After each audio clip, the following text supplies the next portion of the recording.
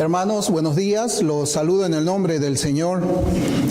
Quiero invitarles a que me acompañen con la copia de sus Biblias a la epístola del apóstol San Pablo a los Colosenses. Colosenses, capítulo 3. Vamos a leer desde el versículo 1 hasta el versículo 7. El pastor leyó hasta el versículo 5, vamos a leer hasta el versículo 7. Yo voy a leer de la versión amplificada. La versión amplificada está escrita en inglés y es más amplificado, ¿no?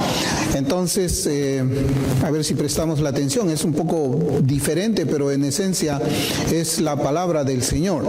Entonces, Colosenses capítulo 3, versículos del 1 al 7, versión amplificada, dice: Si pues habéis resucitado con Cristo a una vida nueva, compartiendo así su resurrección de entre los muertos, procurad y buscad los ricos y eternos tesoros de arriba, donde está Cristo sentado a la diestra de Dios. Poned la mira en las cosas de arriba, las cosas superiores, no en las de la tierra, porque en lo que se refiere a este mundo habéis muerto, y vuestra vida nueva y verdadera está escondida con Cristo en Dios. Cuando Cristo, que es nuestra vida, se manifieste, entonces también vosotros os manifestaréis con Él en el esplendor de su gloria. Así que mueran, mortifiquen, priven de poder los deseos malvados que acechan en sus miembros, esos impulsos animales y todo lo terrenal en ustedes que se emplea en el pecado, vicios sexuales, impureza, apetitos sexuales, deseos deshonestos y toda codicia. Porque eso es idolatría, la deificación de uno mismo y de otras cosas creadas en lugar de Dios. Es por causa de estos pecados que la santa ira de Dios viene sobre los hijos de desobediencia, aquellos que se oponen obstinadamente a la voluntad divina, entre los cuales también ustedes anduvieron alguna vez cuando vivían y estaban atrapados en tales prácticas. El Señor bendiga su palabra. Es un poco diferente, es un poco más amplio, tal vez. El traductor o las personas que han hecho esta traducción lo hacen con el deseo de que profundicemos más en la palabra del Señor, en lo que ahí se refiere.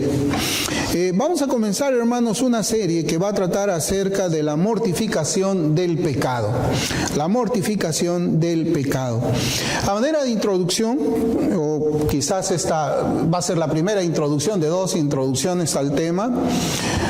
Yo, hermanos, he venido estudiando mucho las obras de Francis Schaeffer y en algún momento les he comentado a ustedes de que yo tengo interés en ir colocando algunos videos en el canal de YouTube en el cual yo pueda ir explicando un poco el pensamiento de Francis Schaeffer para nuestros días. Francis Schaeffer es un autor que pues ya pasó a la presencia del Señor y él escribió en las 5 colecciones que yo tengo, los 5 tomos, yo tengo allí 22 libros de Francis Schaeffer y he comenzado por el primero, que me parece que se llama Dios está allí. Y en ese libro, Francis Schaeffer, yo lo leo en inglés y hago mi traducción al español. Yo no tengo el texto en español, o creo que sí lo tengo, no recuerdo. Pero, hermanos, ahí Francis Schaeffer habla acerca del abismo inamovible. El abismo inamovible. Creo que así es como yo lo he traducido al español en las notas que yo tengo. Lo que sucede es que cuando yo leo un libro, hermanos, si es que lo estoy leyendo en la laptop, yo inmediatamente tengo abierto ahí el Word y voy a veces leyendo un párrafo y comienzo a escribir media página de lo que este autor escribió por allá. Creo que ha sido por el año 1982 este libro. Entonces yo leo un párrafo y escribo bastante de esto y es allí donde saco un poco más notas, ¿no? Entonces, en el abismo inamovible, Francis Schaeffer habla de un abismo, ¿no? Y yo creo que él toma el nombre de abismo inamovible de la parábola de Lázaro y el rico, cuando allí en la palabra de Dios Abraham dice o habla de un abismo que separa la gloria con Dios del infierno, ¿no?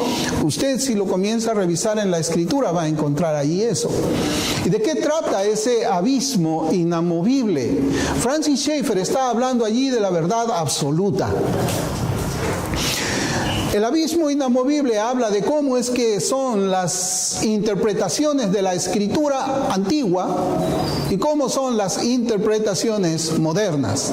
Cómo es que las personas que tienen más tiempo en la fe cristiana, cómo es que ellos que tienen más tiempo en la fe cristiana entienden que existen valores absolutos, mientras que las nuevas generaciones están siendo instruidas en valores morales relativos. Los antiguos pensaban que la verdad era una sola.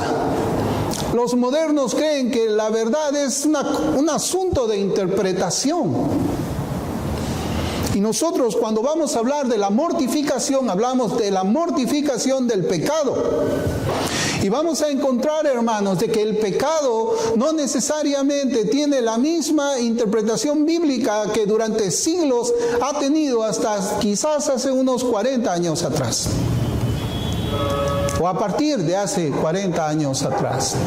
Ahora usted dirá, pero pastor, usted tiene 20 años en el Evangelio, 21 años en el Evangelio. ¿Por qué a mí no me afecta esas interpretaciones que han comenzado a nacer hace 20 años atrás? ¿Por qué? Porque los materiales que yo leo, los libros de los cuales yo nutro o busco nutrir mi alma, son de personas que han muerto hace siglos. Entonces yo no he sido expuesto a esta nueva forma de enseñanza acerca del pecado en la vida del creyente. Y esta enseñanza, hermanos, es, yo creo, fundamental por muchas cosas que han sucedido en esta última semana o en estas últimas 2 semanas. Por ejemplo, ¿qué dirían ustedes si yo tengo una tienda donde vendo arroz, vendo fideo, muchas cosas, y tengo ahí una balanza? Y esa balanza tiene pesas falsas. En esa balanza, usted, 1 kilo, en realidad son 700 gramos. Y yo le robo a usted 300 gramos. Y encontramos que en la Escritura habla de que no debemos usar pesas falsas, pero yo lo estoy usando como creyente. Y no lo estoy usando, hermanos, un día o una semana, sino que vengo usando esas pesas falsas, siendo creyente, asistiendo a una iglesia durante 5 años. 5 años utilizando pesas falsas en mi negocio y diciendo que yo soy cristiano. ¿Usted qué piensa? ¿Soy cristiano o no soy cristiano? A pesar que en mi iglesia mi pastor me enseña a mí que no se deben utilizar pesas falsas, yo uso pesas falsas. A pesar que yo leo en la Escritura que Dios condena el uso de pesas falsas, yo sigo utilizando pesas falsas durante 5 años, robándole a las personas su dinero. 5 años. ¿Usted qué diría? Y más aún si soy pastor, soy un pastor que tiene su tienda y utiliza pesas falsas. ¿Usted qué dice? ¿Soy cristiano? Ya no le voy a preguntar si soy pastor. Yo quiero preguntarle, ¿usted cree que yo puedo ser cristiano? Viviendo 5 años de esa manera, robándole a las personas en el mercado y viniendo aquí cada domingo a predicarles a ustedes, no robarás. ¿Ustedes creen que yo puedo ser pastor? ¿Puedo ser un cristiano siquiera? Hermano, ahora cambie usted el pecado de robo por el pecado de adulterio. Cámbielo. Cambie usted el pecado de robo por el pecado de adulterio. 5 años teniendo una relación adúltera con una mujer que no es mi esposa. Y durante esos 5 años, yo estoy parado aquí en este púlpito, predicando la palabra de Dios, saliendo a conferencias por acá, conferencias por allá. Y yo les pregunto a ustedes, ¿puedo ser cristiano siquiera, viviendo de esa manera? Pues sí, son muchos los que dicen, sí, es cristiano. Un cristiano puede vivir así 5 años, cometiendo pecados, trayendo vergüenza al nombre de Cristo, teniendo una vida hipócrita, porque a ese pecado de adulterio hay que añadirle más pecados, como la mentira a la esposa, mentira a la iglesia, mentira a otros pastores, mentira a todo el mundo. Sí, soy cristiano viviendo así. Bueno, ¿y qué pensaría usted de personas que me defienden a mí en ese pecado? ¿Qué pensaría usted de personas defendiéndome a mí mientras vivo de esa forma pecaminosa e hipócrita y mentirosa? ¿Qué pensaría usted de quienes me defienden? Ok, yo no soy cristiano, pero ¿y los que me defienden? ¿Son o no son cristianos? Hermanos, nosotros hemos llegado a un tiempo en el que el pecado es algo subjetivo. Lo que es pecado para usted no necesariamente es pecado para mí. No necesariamente es pecado para mí. Y a veces estamos envueltos en debates, ¿qué es pecado y qué no es pecado? Y yo creo que eso no puede ser posible. No puede ser posible. Porque ¿saben qué, hermanos? Si tenemos que... Entonces la Biblia no es la verdad absoluta. Si la Biblia tiene muchas interpretaciones en cuanto al pecado, la Biblia es mentira. Es mentira. ¿Y saben qué, hermanos? Acá estamos jugando a ser iglesia. Estamos jugando a ser iglesia. Estamos jugando a que hay un pastor, hay muchas ovejas, pero cada cual interpreta la Biblia como mejor le acomode. Como mejor le acomode.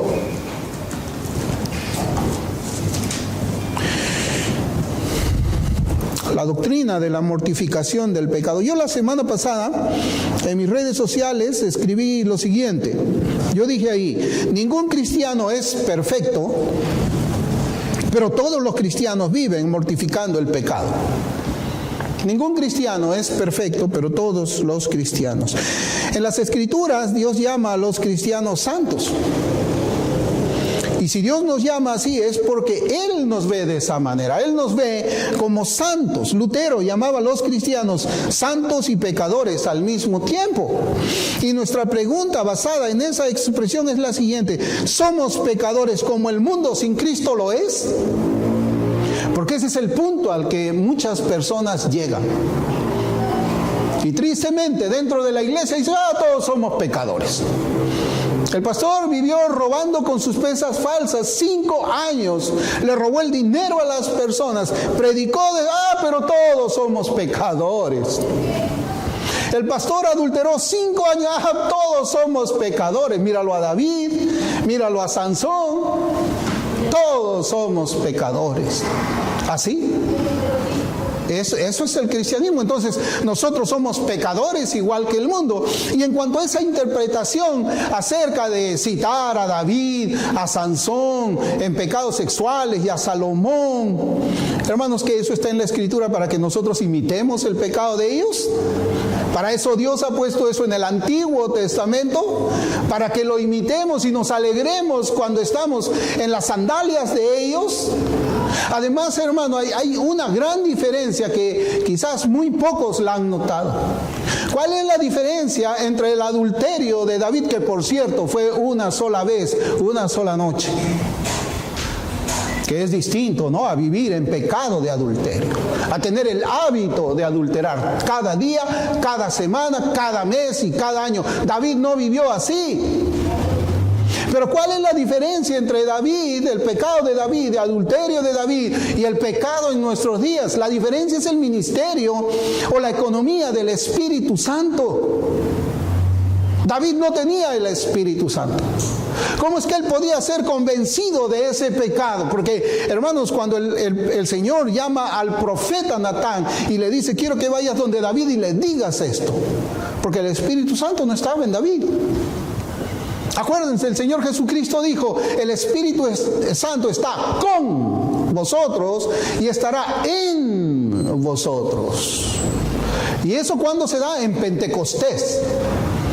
Por eso es que nosotros en estos días, el Señor no va a llamar a mí o a un profeta y va a decir, oye, anda, dile a Guillermo que tiene 5 años vendiendo con pesas falsas. No. El Espíritu Santo que está dentro de mí me debe convencer de pecado, de justicia y de juicio. Es eso.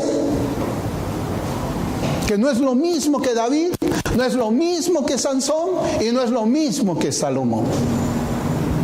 Pero bueno, vamos a utilizar los pecados de los santos del Antiguo Testamento. Entonces mi mentira en ese local, mi mentira, ¿cómo es que yo sustento mi mentira? Mi robo, porque el robo es mentir, de 5 años con pesas falsas. Bueno, yo puedo decir, pues Abraham mintió. Abraham era mentiroso. Y no me quiten del pastorado. No me disciplinen, porque Abraham era mentiroso, o no era mentiroso, mintió. Claro que mintió. Yo voy a usar a ese hombre para justificar mi pecado, mi esclavitud al pecado. Ese es el nivel que nosotros estamos encontrando en la cristiandad del día de hoy. El pecado es visto de una manera superficial.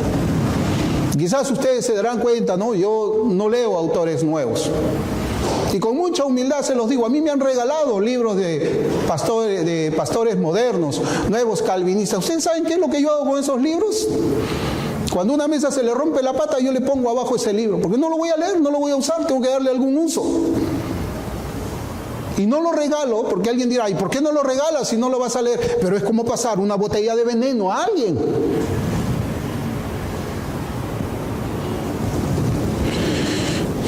En la teología sistemática de Louis Berkhof, porque, hermanos, yo pienso que todo cristiano debería leer su teología sistemática, su Biblia, su teología sistemática, y después comenzar a leer libros de apologética, y después comenzar a leer libros de filosofía cristiana. Pero la base de todo, hermanos, es la teología bíblica y una teología sistemática. Y Louis Berkhof, en la página 644 de su teología sistemática en español, él dice que la santificación es imperfecta en grado. Yo les he enseñado esto a ustedes, pero ahora está en la página 644 de la sistemática de Louis Berkhof. Él dice, la santificación es imperfecta en grado. Berkhof enfatiza que los creyentes tenemos una naturaleza dual. Somos justificados y santos ante Dios, pero aún podemos pecar. La imperfección de nuestra santificación se debe a esa tensión entre lo que somos en Cristo y lo que experimentamos en nuestra vida diaria. Pero ¿por qué dice él que la santificación es imperfecta en grado? Porque Dios tiene un grado de santificación al 100%. Ese es el grado de santificación del Señor.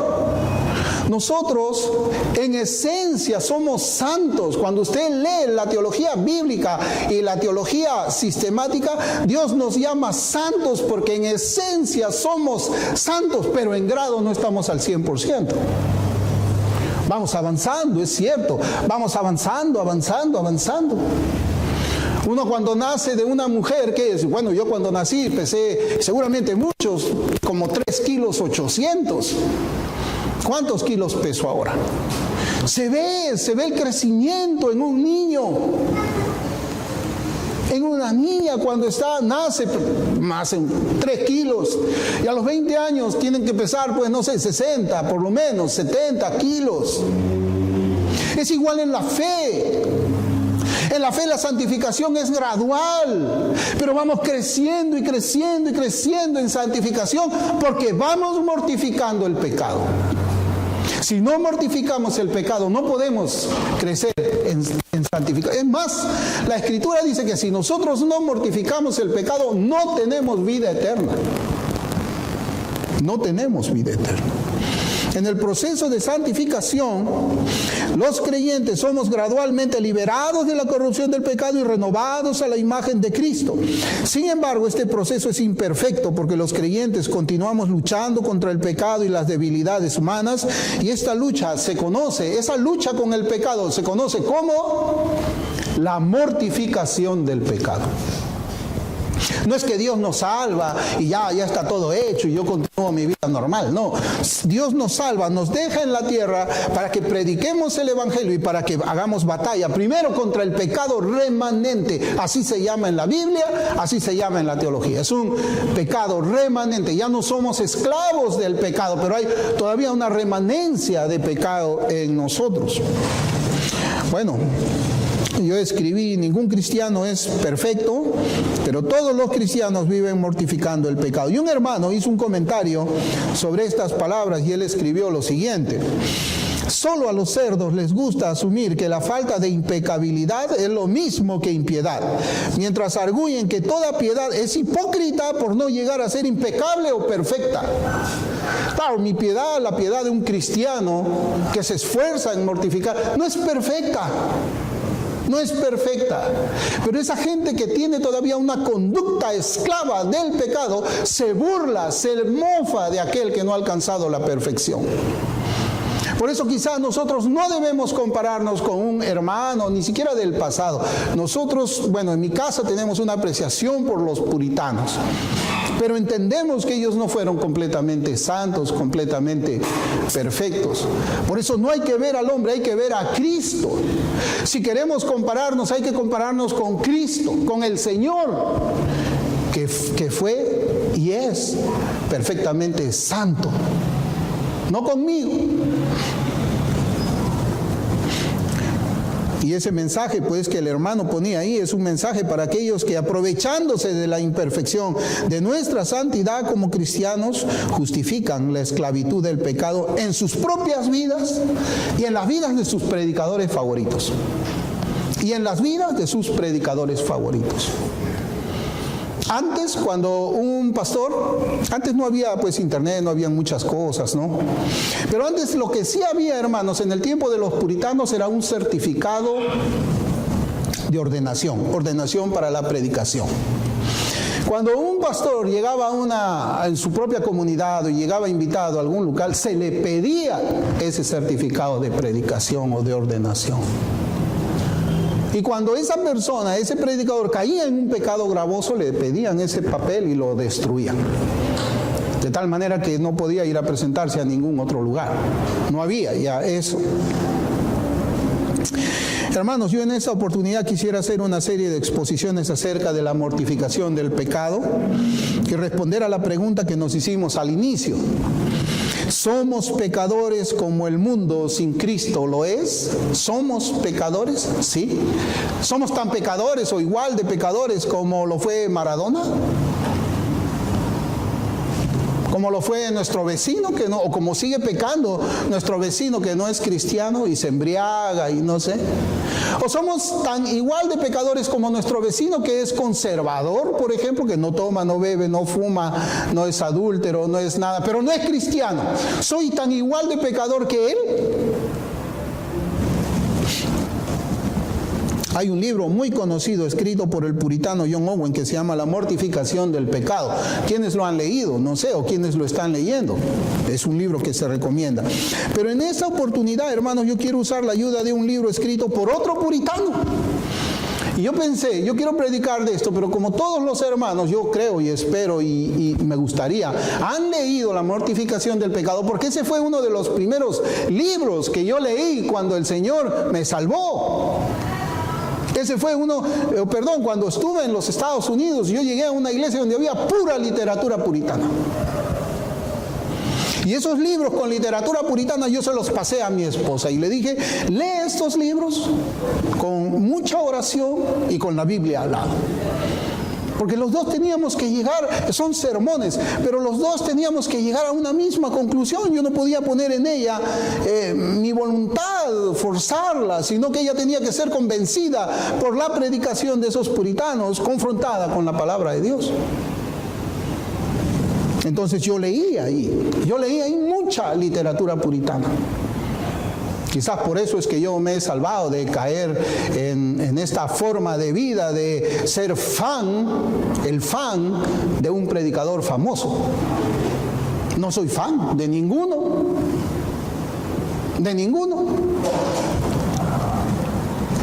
En esta oportunidad yo quiero usar la ayuda de un libro escrito por otro puritano que se llama John Preston. John Preston nació en 1587 y murió en 1628, y el libro se titula, mire, Los pecados derribados, un tratado piadoso y erudito sobre la mortificación. Yo estoy escogiendo este libro, está en inglés, para que nos ayude con lo que ya hemos aprendido de John Owen. Y veamos otra perspectiva y podemos encontrar de que el pensamiento de estos hombres que vivieron por allá por el siglo XVII era el pensamiento común en la época. Todos entendían qué cosa era el pecado y todos entendían que debía haber una mortificación del pecado por parte de un creyente verdadero. Todos entendían eso. Allá no había que, bueno, esto es pecado para ti, pero para mí no es pecado. No había eso, hermanos. Todos tenían como valor absoluto lo que la Biblia hablaba acerca del pecado. ¿Qué es el pecado? Es la transgresión de la ley. Y si no podemos entender o no podemos ver la ley de una manera absoluta, pues ya saben, pues el pecado va a ser relativo. Alguien podrá decir, bueno, sí, dice no matarás, pero un bebé en un feto puede ser matable. Claro. No, la ley dice, sí, reconocen, sí, dice no matarás. Por eso es que vemos nosotros que hay muchos evangélicos que ahora, en este tiempo, nuevos calvinistas, que dicen, bueno, el asunto del aborto no es algo grande, ¿no? ¿Por qué? Porque ellos también tienen una agenda política para que salga el demócrata electo, ¿no? ¿Y quiénes están ahí? John Piper. ¿Quién más está ahí? Mark Dever. Ellos dos son los que... el aborto es cualquier cosita nomás, pero voten por Kamala Harris. Bien, en el primer versículo del capítulo 3 a la carta a los Colosenses se nos exhorta pues a buscar las cosas celestiales. Ahí dice, si pues habéis resucitado con Cristo, buscad las cosas de arriba, donde está Cristo sentado a la diestra de Dios. Ahí se nos exhorta a buscar las cosas celestiales. Se menciona que si uno ha resucitado con Cristo, y fíjense cómo es el condicional, si tú has resucitado con Cristo, condicional, si tú has nacido de nuevo, entonces el resultado, el fruto de ese nuevo nacimiento es que vas a buscar las cosas de arriba. Y en consecuencia, si tú no has nacido de nuevo, no las vas a buscar. Es una interpretación al contrario, pero es una interpretación que es positiva, es pertinente.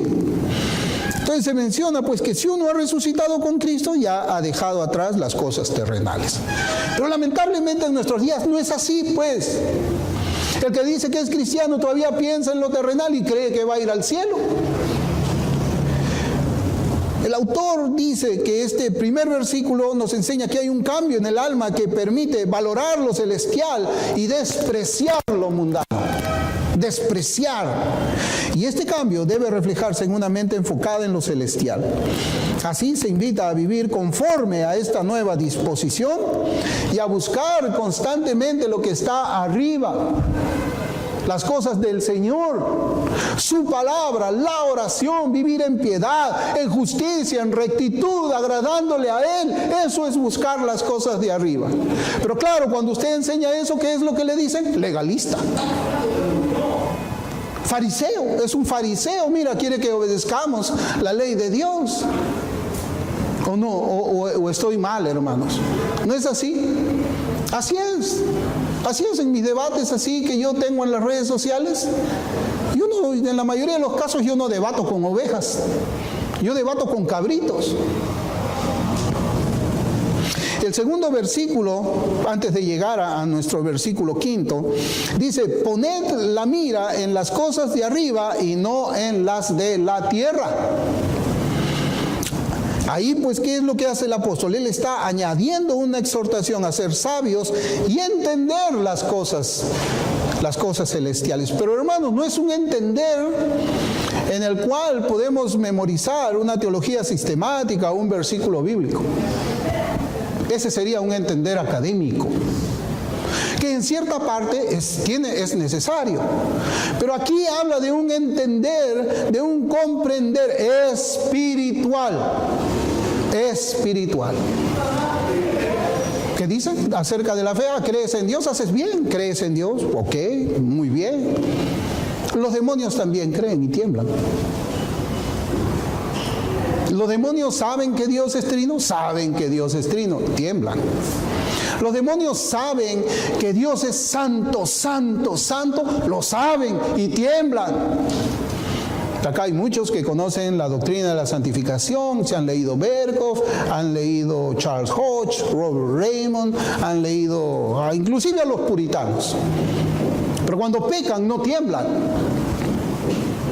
No tiemblan. Al contrario, atacan al que le está reprendiendo en su pecado.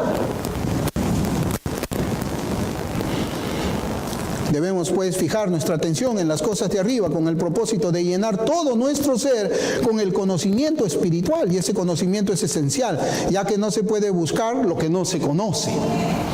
¿Cómo vamos a buscar a Cristo si no lo conocemos? La palabra conocer en la Biblia habla de una relación íntima, una relación cercana. Cuando el Señor dice, apartados de mí, yo no los conozco. Hoy día estaba leyendo de las 10 vírgenes, donde la mitad de las vírgenes se van a comprar aceite y cuando tocan la puerta el Señor dice, yo no las conozco. ¿Pero cómo que no las conoce? Si es omnisciente, Él conoce todo, Él conoce lo más profundo del ser. ¿Por qué el Señor dice no los conozco? En lo que el Señor dice, el uso de esa palabra en la Escritura es no los amo. No los amo. Por eso es que el conocimiento de Cristo implica amor por Él. Amor por el Señor. Por eso sin conocimiento, sin ese conocimiento espiritual, no puede haber deseo. No puede haber un deseo de agradarle, un deseo de servirle, un deseo de entregar toda mi vida, mi alma, mi familia al Señor. No lo conozco, pues. No lo conozco, no sé, no lo amo. Sé que hace 2000 años murió el Señor. Eso hasta yo de ateo lo sabía. Porque cuando mi esposa me dijo de que el Señor Jesucristo le había salvado y que lo conocía, yo le dije, pero si Cristo murió hace 2000 años, ¿de qué me estás hablando tú? Entonces no basta, hermanos, no basta con saber que Cristo nació en Belén y que la Biblia habla de Cristo. No, hay que tener una relación íntima con Él, cercana. Por lo tanto, para buscar las cosas celestiales, ¿qué son las cosas celestiales? Cristo, la gracia, la salvación. Primero es necesario conocer a Cristo y conocer esas gracias. No las vas a buscar si es que no las conoces. El tercer versículo dice, porque habéis muerto y vuestra vida está escondida con Cristo en Dios. Bien, ahí se refuerza pues la exhortación con varios argumentos. Primero se menciona que al estar muertos a las cosas terrenales ya no pensamos como el mundo piensa. ¿El mundo en qué piensa? Las cosas terrenales. ¿El creyente piensa en cosas terrenales? No. Por eso es difícil tener una amistad cercana que sea del mundo. ¿De qué vamos a conversar con la gente del mundo? Ellos piensan en otra cosa. En segundo lugar, se destaca que la vida de uno está oculta con Cristo. La verdadera felicidad no se encuentra en lo terrenal, sino al mirar a Cristo por la fe. Por lo tanto, se insta a centrar el corazón y la mirada en el Señor, donde se espera una gloria perfecta, lo cual no se puede alcanzar con una mentalidad terrenal. Y así se afirma pues la necesidad de tener un pensamiento celestial.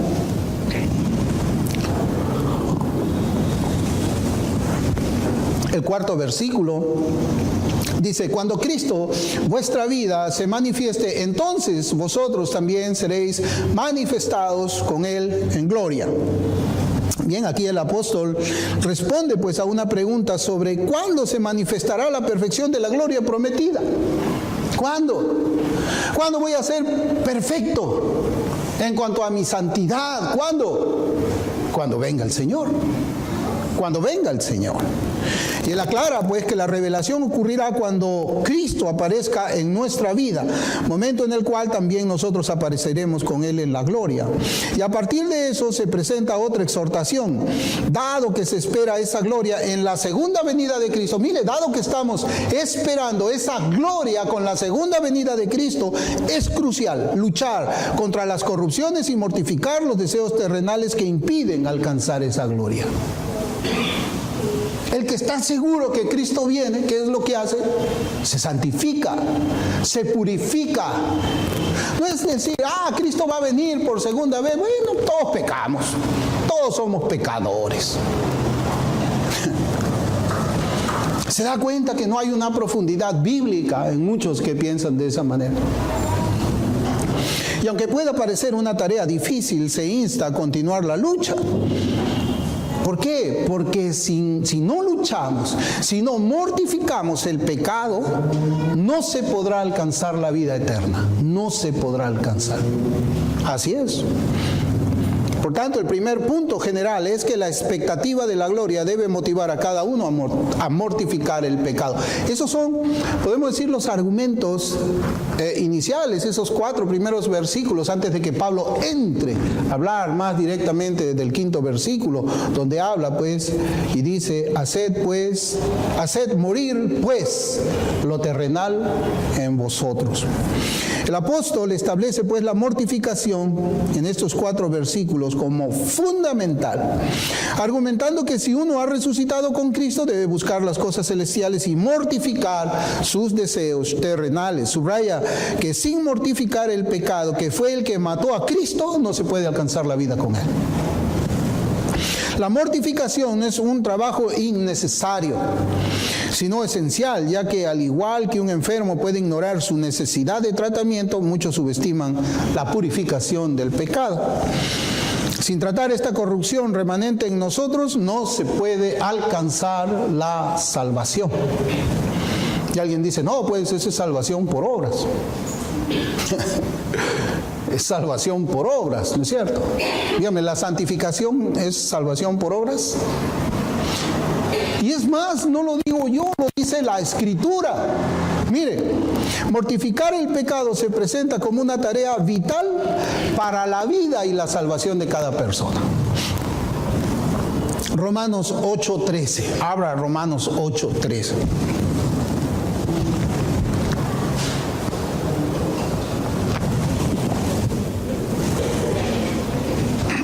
La Escritura dice,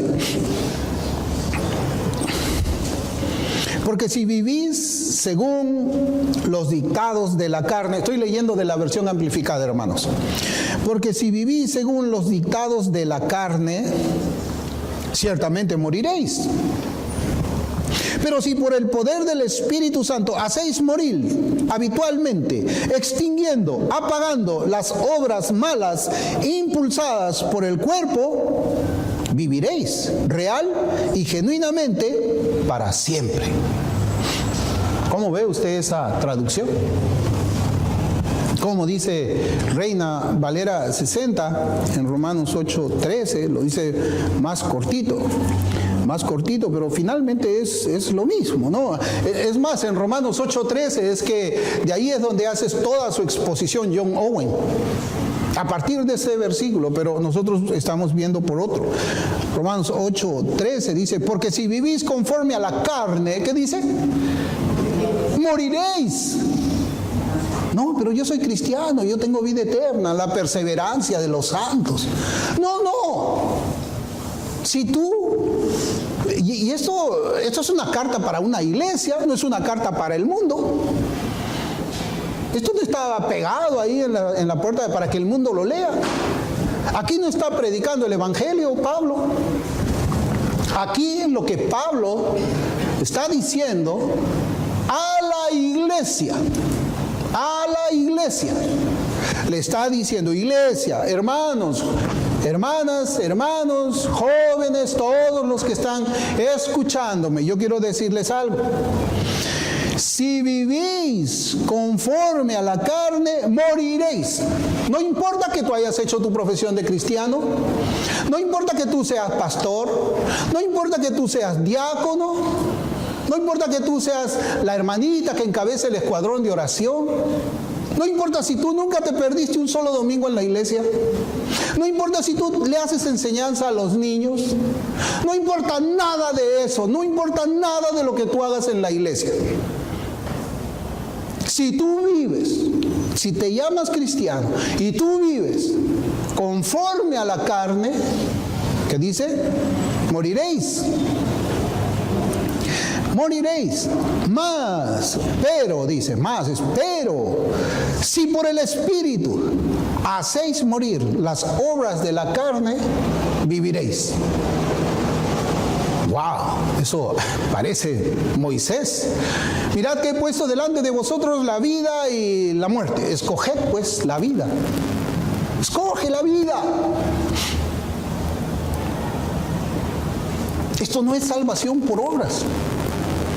Y aquí yo no quiero profundizar mucho. Yo tengo la posición de santificación monergista. Hay otros que tienen la posición sinergista. No voy a discutir eso. Anótelo y búsquelo después, porque Berkov habla de esto también. Yo tengo la posición monergista. Es la posición donde dice que Dios es el que santifica al cristiano. Dios santifica al cristiano, pero no santifica al cabrito. No lo puede santificar. Y esto es entrar, hermanos, a un mundo de las Escrituras que pues sería un sermón pues de 1 hora posiblemente.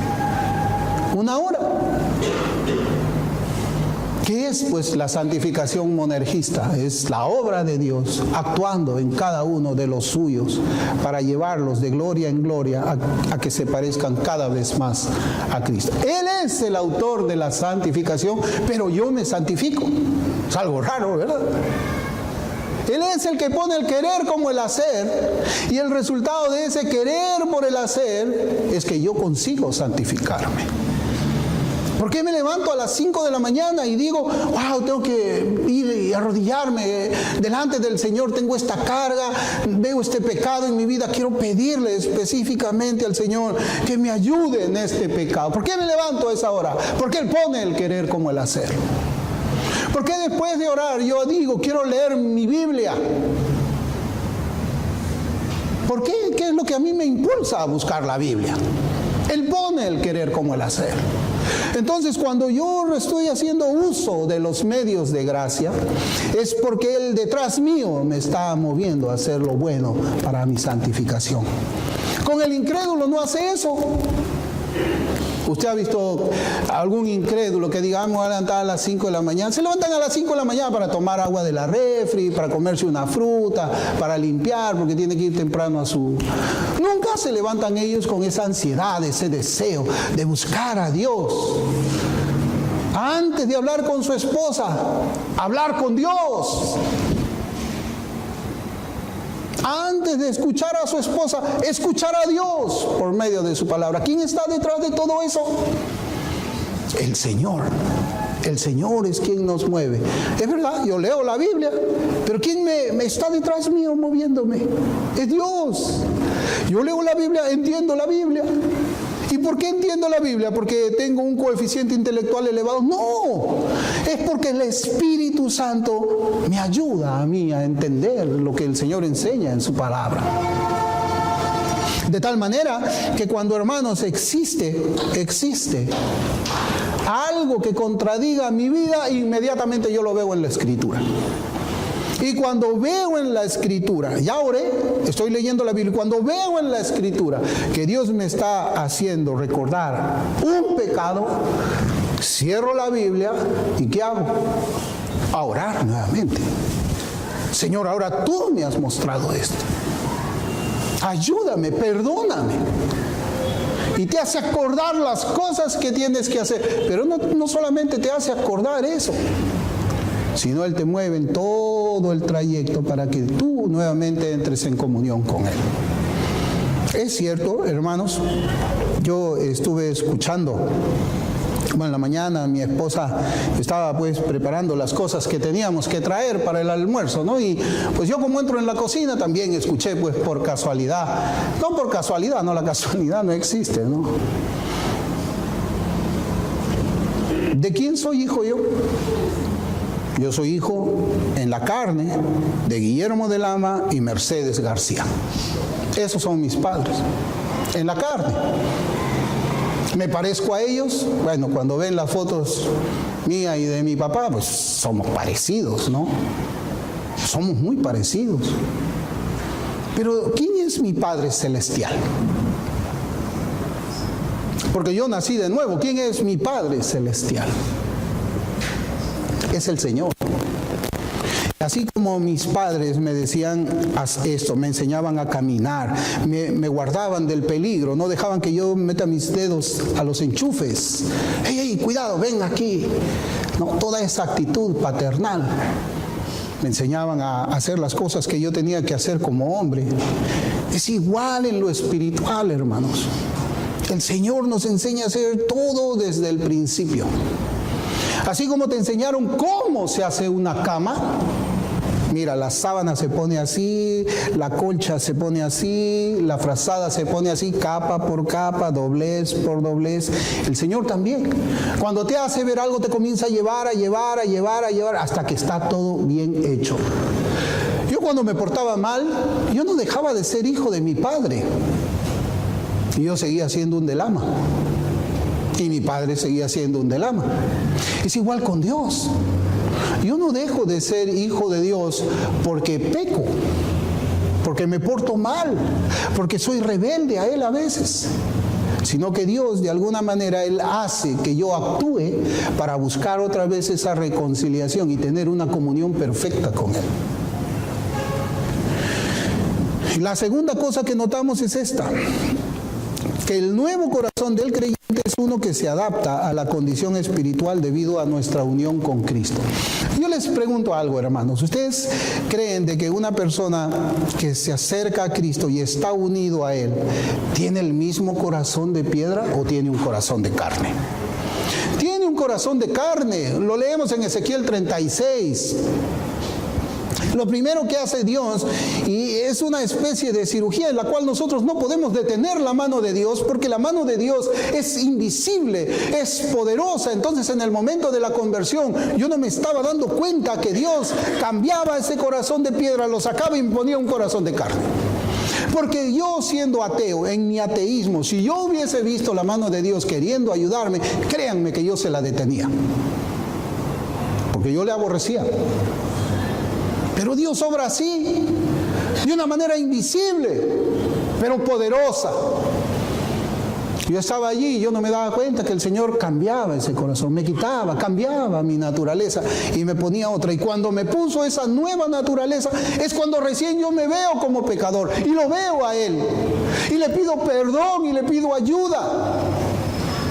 Es ahí, con ese nuevo corazón, en que yo comienzo a unirme. Me une el Espíritu Santo a Cristo. Es allí, con ese nuevo corazón. Un corazón, como dice Ezequiel 36, que es capaz de amarle y de obedecerle. Ya nadie predica así. Ya nadie predica así. ¿Por qué es que nosotros no somos pues cientos? Porque han venido y se van, vienen y se van, vienen y se van. Porque no les agradan las predicaciones así. No quieren. No, a mí predícame lo que yo quiero. Del pecado, predica el pecado según lo que yo entiendo que es pecado. Entonces, hermanos, aquí el apóstol presenta otro fundamento para la mortificación, indicando que si uno ha resucitado con Cristo, debe buscar las cosas celestiales y esforzarse para mortificar las afecciones desordenadas y los deseos pecaminosos. Si decimos que hemos resucitado con Cristo, se espera que el estado del corazón se alinee con esa nueva condición. El que dice que ha resucitado con Cristo debe tener un corazón de carne, un corazón corazón nuevo. Por donde lo veamos, hermanos, por donde lo veamos. Cuando yo siempre les digo, cuando yo tengo, hermanos, una discusión con alguien de teología, yo como Windows subo todo. Acá teología propia, por acá escatología, por acá soterología, por acá la doctrina de la Trinidad, todo está así subido, ¿no? De tal manera que cuando yo escucho el argumento, saco de acá, saco de aquí, saco de allá. Todo de mi teología bíblica. No tengo una sola cajita aquí, porque es imposible. La Biblia no es solamente una doctrina, la Biblia son muchísimas doctrinas, muchas. Entonces, cuando se habla, pues, de que dice el que está en Cristo, que dice es nueva, ¿qué? Nueva criatura. No es 50% nueva criatura y 50% es vieja. El cristiano no es como un renacuajo que poco a poco va cambiando y cambiando hasta que ¡pum!, se convierte en sapo. No, hermanos. Esa no es una mutación el cristianismo. Alguna vez alguien me dijo que nosotros estamos naciendo de nuevo constantemente. ¿Qué le digo? Sí, me lo dijeron en el norte. Un pastor me dijo eso. ¿Cómo que estamos naciendo? ¿Que tú estás naciendo? Sí, vamos a nacer de nuevo hasta que venga Cristo, y cuando venga Cristo terminamos de nacer. Reformado. Yo digo, ¿y dónde has aprendido eso? ¿Dónde? La Biblia no lo dice. Cuando tú comienzas a mirar, ¿yo hasta ahora estoy naciendo o qué? Yo el 26 de abril, mi madre tuvo dolores de parto y salía expulsado. Yo he visto cómo se nace. Y salía expulsado. Ya estaba, me recibió ya nací. No es que primero sale la cabeza y a los 4 años sale el hombro y a los 20 años sale el ombligo. ¡No! ¿Qué es eso? El que está en Cristo, 100% nueva criatura es. Tiene un nuevo corazón, tiene nuevos deseos, tiene nuevas afecciones. Y esto es una base para hablar acerca de la mortificación del pecado. ¿Por qué? Porque el corazón nuevo odia lo que Dios odia. Y yo les pregunto, ¿Dios odia el pecado? Por supuesto que lo odia. ¿Nosotros debemos odiar el pecado? Claro que debemos odiarlo, y para eso nos da ese corazón, para primeramente aborrecer el pecado en nuestras propias vidas, pero también para que podamos hacer disciplina cuando vemos pecado en otros. Así es. Y hermanos, los vamos a dejar ahora con esta introducción. Yo pensaba entrar al tema, pero ya lo vamos a hacer el domingo que viene con la ayuda de Dios. Vamos a entrar ya un poco más a ver.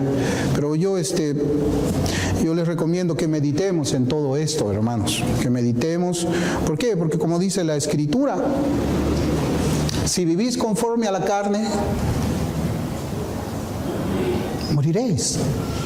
Pero si por el Espíritu hacéis morir, sí, miren ese condicional, sí, solamente sí haces esto, vas a vivir. Algunos le llaman salvación por obra, salvación por señorío.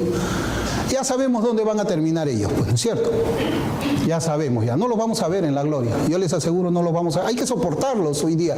Yo pienso así, hay que soportar a todas esas personas que pelean y están en contra de una vida santa, justa y recta, verdaderamente cristiana delante de Dios. Hay que soportarlos acá, hermanos. Acuérdense, no los vamos a ver allá. A esos que dicen, no, para ti es pecado, para mí no es pecado, hay que soportarlos, pero allá no van a estar. No van a estar, yo les aseguro. Vamos a orar.